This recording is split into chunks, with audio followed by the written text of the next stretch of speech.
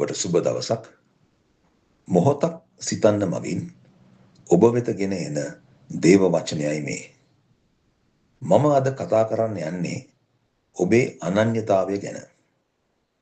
ඔබ දන්නවද ගැලවීම ලැබපු අපි වාග්යවන්ත සෙනගක්. ඒ මොකද අපි පාපයට සමාව ලබලා අඳුරෙන් ආලෝකයට පැමිණිය පමණක් නොව අපිට විශාල උරුමයකුත් ලැබිලා තිබෙනවා. එනම් මොකද්ද මේ උරුමය?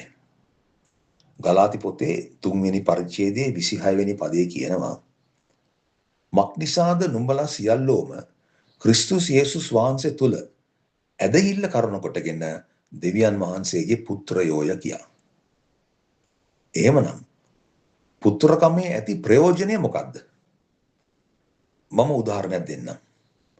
මගේ දරුවෙකුට කරදරයක් ඇති වෙලා මට කතා කළොත් මම වහාම ක්‍රියා කරනවා දරුවට පිහිට වෙන්න. ඒක නම් පියෙකුගේ හදවත. ඒ ලෙසම දේවතාත්තා තම පුත්‍රකමේ උරුමය ඇත්තන්ට සලකනවා. ඊළඟට අපි බලමු රෝම පොතේ 8 වෙනි පරිච්ඡේදයේ 17 වෙනි පදය. තවද දරුවෝ නම් උරුමකාරයෝය, දෙවියන් වහන්සේගේ උරුමකාරයෝය, ක්‍රිස්තුස් යේසුස් වහන්සේ හා සමග හවුල් උරුමකාරයෝය. ඒ කියන්නේ කුරුස පූජාව කරන කොටගෙන යේසුස් වහන්සේ අප වෙනුවෙන් ලැබූ ජයග්‍රහණයේ උරුමකාරයෝ. එහෙමනම් ඔබේ අනන්‍යතාවය කුමක්ද? ඔව්, ඔබ ඇදහිලිවන්තයෙක් තමයි. නමුත් ඒක නෙවෙයි ඔබේ අනන්‍යතාවය. ඔබ පිටරටක සංචාරයකට ගිහින් ඉන්න අවස්ථාවේදී යමෙක් ඔබෙන් විමසුවොත් ඔබ කොහේ කෙනෙක්ද කියා. ඔබ කියයිද මම ලෝකවාසියෙක් කියලා?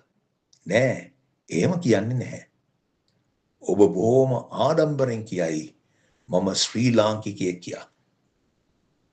එහෙමනම් දේව රාජ්‍යයේ ඔබේ නියම අනන්‍යතාවය වන්නේ මම දෙවියන් වහන්සේගේ පුත්‍රයෙක්, ක්‍රිස්තුස් වහන්සේ හා සමග හවුල් උරුමකාරයෙක්. දේව රාජ්‍යයේ උරුමය අත්පත් කරගන්න නම් සෑම විටම ඔබේ අනන්‍යතාවය තහවුරු කළ යුතුයි. ඔබට ජේසු පිහිටයි. මම සහෝදර නෙවිල්.